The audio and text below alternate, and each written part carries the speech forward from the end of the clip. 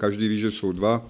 Druhý, jedna je jednička, kdy se vlastně člověk buď to získává v genové jako situaci, kdy dostává od rodičů ten předpoklad, že tu onemocní. Teď, co vyšla nová knížka, tak se tam popisuje vlastně, že cukrovka může vzniknout po očkování, může vzniknout pitím některých nápojů nebo špatným stravováním. Diabetes mellitus 2. stupně vlastně vzniká u starších lidí, je to zase stresem, imunitou, únavnou, léky, které člověk bere a tak dále, a tak dále. Cukrovkářů neustále stoupá, my použijeme na to několik druhů desítek bylinných přípravků, velmi dobře na to pomáhá třeba fazolové lusky nebo kukuřiční vlásky, které každý zná u kukuřice. Také máme specialitu, které dovážíme buď z Indie, z Argentiny, z Číny, z Vladivostoku, je poslední dobou morinda, lék, který se používá, anebo tapirun, vlastně jmenuje se to židovská brambora, kdy všichni vlastně dokáží tohle používat. Cukrovka se dá vylečit jak prvního typu, tak druhého typu. Již lékaři nebo lékařská klasická medicína říká, že to vylečit prakticky nejde.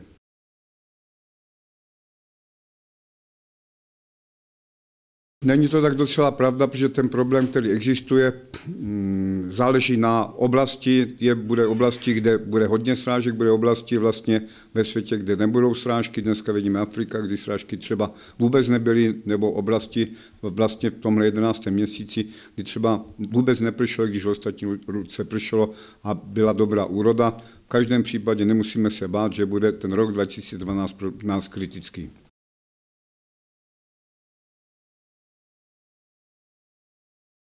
No samozřejmě, když člověk se dostává do krize, nebo má problémy existenční, vždycky se dostává do problému prostě jak přežít. Vzniká větší množství násilných trestných činů, lidi víc kradou, lidi se prakticky udělali modlu peníze, což je jeden z největších problémů, který existuje.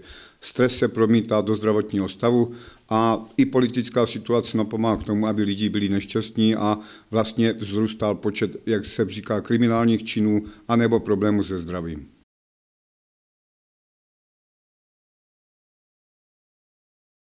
Jako obvykle. Stát potřebuje vydojit peníze z jakýkoliv činnosti. Já někdy mám dojem, že budeme platit i za vzduch, který dýcháme.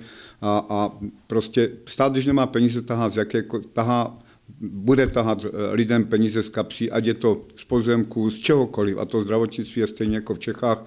Je rozdíl mezi lékařem, který pracuje v Německu, lékařem, který pracuje v Rusku, lékařem, který pracuje v Afghánistánu, anebo lékařem, který pracuje v Americe. Ale ten problém by si měli řešit politici a neměli by na to doplácet normální lidé, kteří vlastně, když porovnávají platy lékařů, tak ty platy nejsou rovnaké. A naše lékařská péče, jak v České republice, tak dejme tomu ve Slovenské republice by měly být podobný. Měly by se ty platy vlastně srovnat do nějaké roviny. Samozřejmě vždycky to odnese pacient.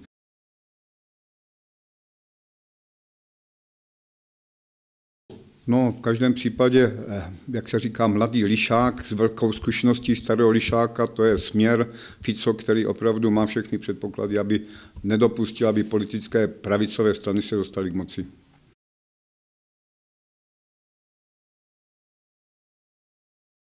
Metody léčby je hodně možností, ale věřte tomu, že k tomu napomáhá nejen počítače, také telefony, vlastně mobilní telefony, vlastně prostředí, smog, ve kterým žijeme a lidé si to vlastně všechno dělají sami. Je to otázka pro lékaře vědce, aby se pokusili najít spoustu různých variant. My můžeme akorát světlík lékařský použít, můžeme používat kapky, které jsou s vitaminama A, D, E. To jsou možnosti změnit způsob stravování, protože nedostatek zinku nebo litia způsobuje problémy se široslepostí nebo problémy s očima. Problém samozřejmě, že neustále problém se zrakem bude stoupat, protože většinu lidí už dneska bude závislých na počítači a všechno směřuje vlastně k výpočetní technice. Pokud tam nebude udělána nějaká zábrana proti elektromagnetickému vlnění, bohužel ani my toho moc nezmůžeme, ani lékaři.